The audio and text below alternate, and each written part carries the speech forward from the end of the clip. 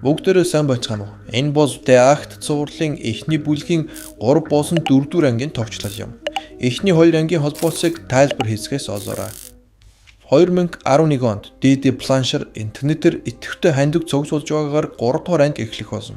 Мөн сайхан сэтгэлтэй хүмүүсээс урам зориг өгсөн захидал, бэлэн мөнгөний хамт хүлээн авч тэдгэрийг тусгай уутанд хадгаж байгааг үзүүлнэ.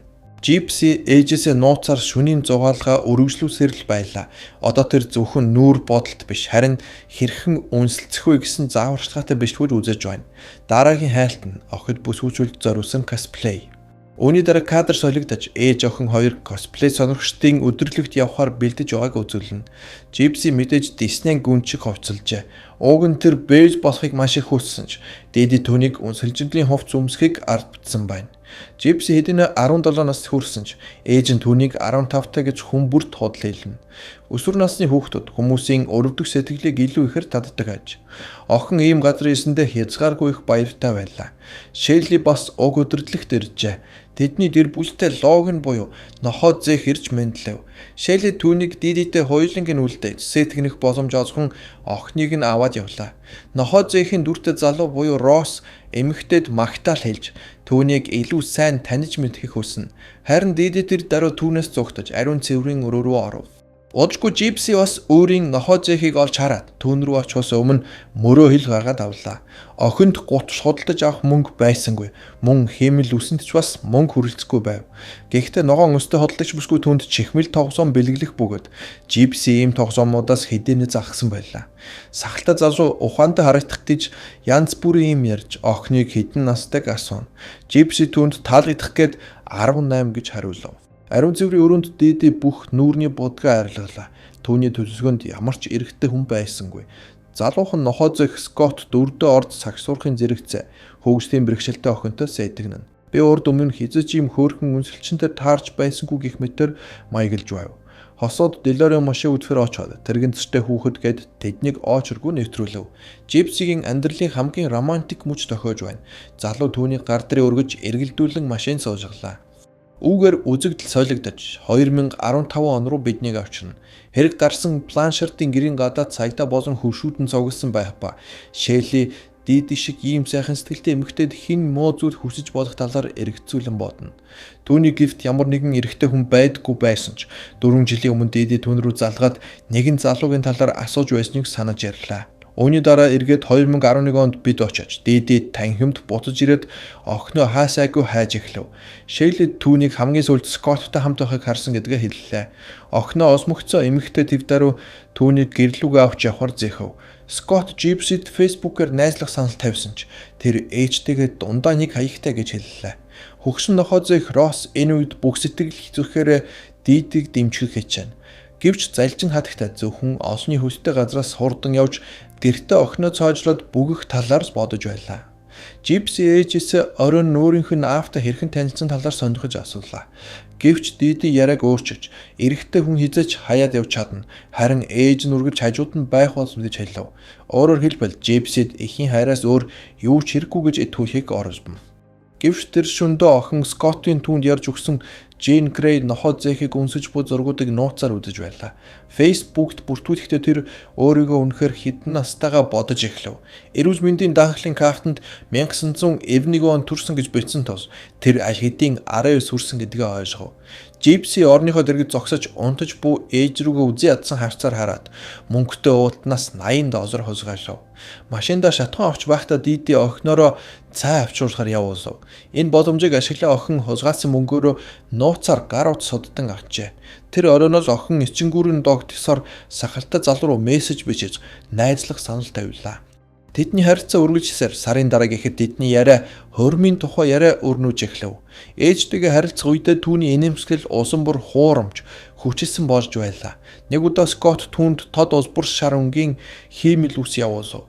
Маргааш хиймэл үсээр сольсон Gypsy одоо нохоо зээхийн хайртай бүсгүй Jane Grey-тэй яг ижилхэн харагдана. Энэ бүх хугацаанд Росс утсаар Дидитэй сэтгэнсээр байсан бөгөөд уулзахыг хүсэж байв. Тэр өөрийгөө маш ажисаг гарын дүүтэйгээд бас охиныг нь халамжлахад туслана гэжээ. Энэ үгс эмэгтэйг айлгаж тэр шууд уцаа тасаж орхив.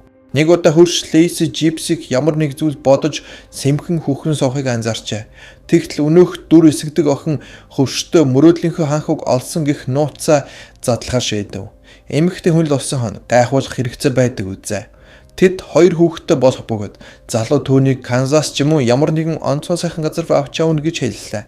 Харин хормоо тэд өвөл хийнэ гэж тохирсон гэж ярив. Нэгэн шөнө Скотт түнд хүндхэн шүнийг өнгөрүүч эмнэлэгт хүрэгдсэн тухайга бичжээ. Охин такси дуудаж хурц өнгийн хиймэл үсээ зүгээд өөрийнхөө хунтаажиг ирэхээр очив. Хүүхдийн эмч түүнийг таньсангүй. Бас Скоттч бас найз охиноо алхаж чаддаг гэдгийг мэдээд маш ихээр гайхав. Эмнэлэгт хэвтэж буй үед Жипсигийн гадаа төрх маш ихээр таалагдж байлаа. Яг энэ үед Диди шүн дунд сорж Жипсигийн бичиж үлдээсэн зур усыг олсов. Зурвст тэр дурлсан тул гэрээсээ зугтаж хүүхдүүдтэй болох гэж байгаа бөгөөд ээж нь үүнд саадуулж чадахгүй гэжээ. Энэ үед Диди Шейли рүү нөгөө 2015 онд хүмүүст ярьж байсан дуудлагыг нь хийсэн байна. Скотт Жипсиг гэртээ авчрав. Шар хайрыг уунгаа тэр охиныг ямар жижиг юм бэ хэмээн гайхшин. Хан хүн маань ганцаар амьдрдаггүй хөршдөг нийлж байр түрээсдэг болж таарна. Залуу бааранд зодон хийгээд өнөөдөр ийм улам гоё болчихсон байгаа гэж ярив. Жипси сахалтай хэрэг зогсолтгүйгээр миний баатар, миний хунтааж хэмээн дуудаж Жин Грей одоо нохоо зэгтэй хамт мангасаас цухтаж аз жаргалтай амьдрах талаар хэллээ. Жипси нохоо зэг хоёр үнсэж эхэлсэн ч Супер Баатрын хаан амьдралыг хурдан олж мэдсэн ээж нь тэдний дотн мөчийг тасалтуулсан. Эмэгтэй гонгнож өөлж унжин охиноо өөртөөгөө хамт явахыг гуйх болгож Жипси торондоо буцаж очихыг хүссэнгүй. Тэгтэн Диди найзтайгаа уулзахыг нь ахиж хориглохгүй гэж амлажээ. Охиноо төрүүлж машин руугаа явуулсан хойноо авгаад залуу руу уурлаж 14 настай хүүхэдтэй юу хийгээд байгаа юм гэж хэлв. Машинд сумагцсан ээж нь шууд өөрийнхөө өөлж унтсан багийг хууч, Жипсигийн ч гэсэн хиймэл үсийг хуу татан авав. Гэхдээ ирээд тэр охиноо машинаас зүгээр хөлөөрөө буухыг нь зөвшөөрсөнгүй. Заавал тэрэгцэр дээр налуу замаарч буух ёстой гэв. Үүгээр дамжин Жипси арай ядан гэртээ оров. Энэ үдши эмэгтэй дахиж нэг зүг охинтойгоо дуурсангүй. Үүний дараа 2013 он аль хэдийн болсон байгааг үзүүлэх ба Жипси одоо 21 хүрчээ. Тэр зүлэг тэгшиж буй хүлэрсэн залууг хараад амттай хоос харж байгаа юм шиг уруусаад осооно. Ээж нь түүнийг ингэж байхад нь барьж авав. Диди насан турсан охиноо усанд оруулсаар байгаа нь охинд нь мэдээж ямар ч баяр баясгалан авчрахгүй байлаа. Диди 2 дугаар хэлбэрийн чихрэн шижинтэй гэж онцлогдсон бөгөөд Жипси энэ үед эмчээс ээж удахгүй өгөхгүй хэмээн лавсан. Тэр нэг л таа руу харагдаж байлаа. Хэрв охин нь өдөр бүр ээжийнхээ хажууд байж тариа хийхтэн туслах юм бол бүх зүйл зүгээр явах болно гэж Диди хэлв. Охин багаасаа тарианаас айдаг байсан шүү дээ. Үүний дараа кадр солигдож Жипсигийн төвсөн өдөр болж байна. Ээж нь түүнийг 22 биш үнэндээ 18 настай гэдэгт өөрийг нь итгүүхийг хичээнэ. Жипси дүгсэн бэлэг нь 2 усангахаа байсан бөгөөд энэ түүний анхны тэжээвэр амьтад байв. Лейси энэ үед амралтаараа коллежсоо гихтээ ирсэн бөгөөд Жипсиг данцаарддаг гэд түүнтэй уулзахаар босов.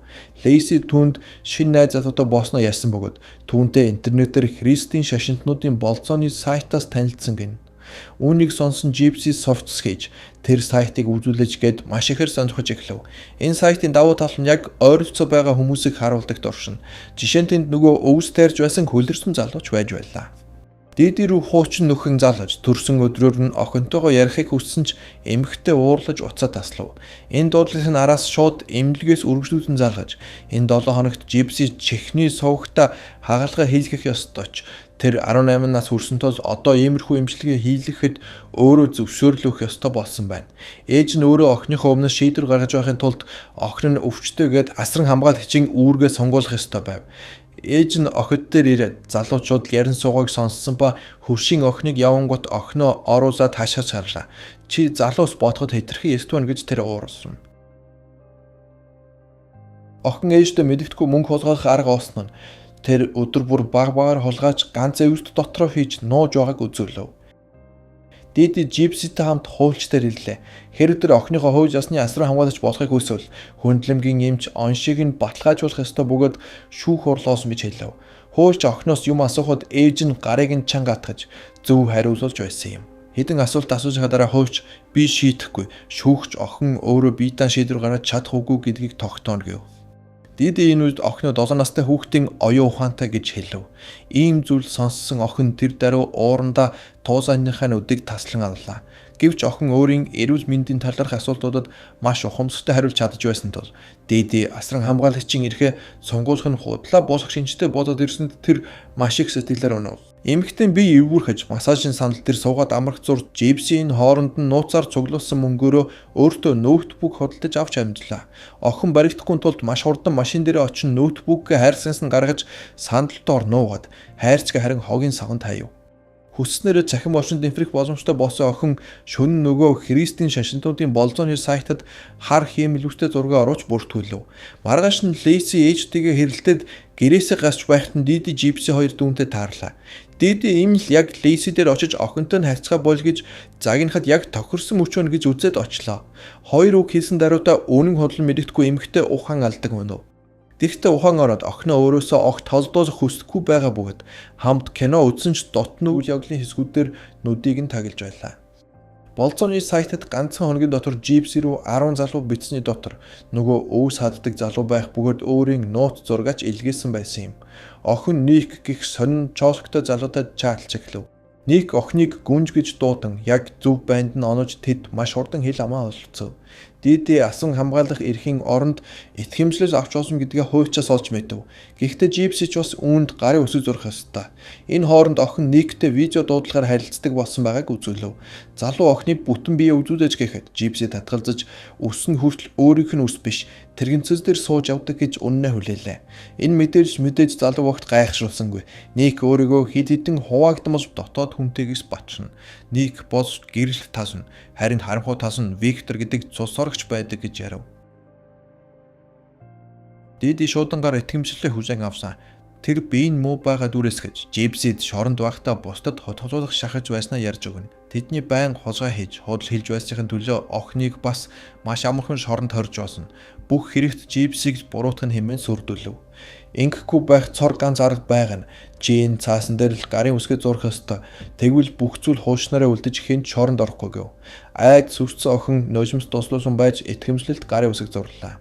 Жипси өөрийн хамгийн нандинд нууцудаа Никт ярьж өгнө. Тэр буруу зүйл хийж байгаагаа мэдэж байсан ч ээжтэй тусалж ходлоо жүжиглэх ёстой байснаа хэлв. Тэд ийм замаар олон хүнийг хуурч залилсан.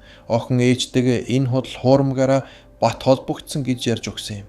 Залуус биедээ хайртай гэдгээ хэлв. Хачин залуу Ник Жипсид эротик BDSM зураг харуулж түүний талаар тайлбарлах цаг болсон гэж үзв. Шүнжин гажиг Никтэй ярьсан охин ноутбуктэйгээ шашин дээр тэр чигтээ онтож орхижээ. Ээж нь үүнийг хараад компьютерыг нь алхаар бит цохиж эвдлээ. Жипси ээжийнхээ энэ үйлдэлийг хараад би өөртөө ахин шинийг авчих гэх үед ээж нь галзууртлаа уурлаж охиноо өрөөрүн чирж орон дээр нь шидэд гарыг нь хүлж эхлэв. Жипси Дидигийн нүүр зүүн нулимсан бөгөөд охин дээрээсээ явахыг хүссэн ч ээж нь эргэж ирэхийг гуймууллаа. Тэр дахиж хизэж тэхгүй гэж амласан тул охин явж чадсангүй гэстэй үздэв. Харин одоо Никтэй нууцаар мессеж бичлэлцээр байна. Залуугийн харанхуйдал түүнийг хамгаална гэж амсна. Хамгийн гол нь Жипси залуугийн хэлснээр хийх ёстой. Охин түүнийг өөрийнхөө өрөөнд байгаагаар төсөөлөв. Энэ шүн тэр Жипсид хэрхэн өөрийгөө ороспрог зааж өглөө. За үтсэнд баярлаа. Тун удахгүй зүсэм кино сувг дээр энэ сонирхолтой цувралын үргэлжлэл нь гарах болно. Тиймээс дараа уулзтлаа түр баяртай.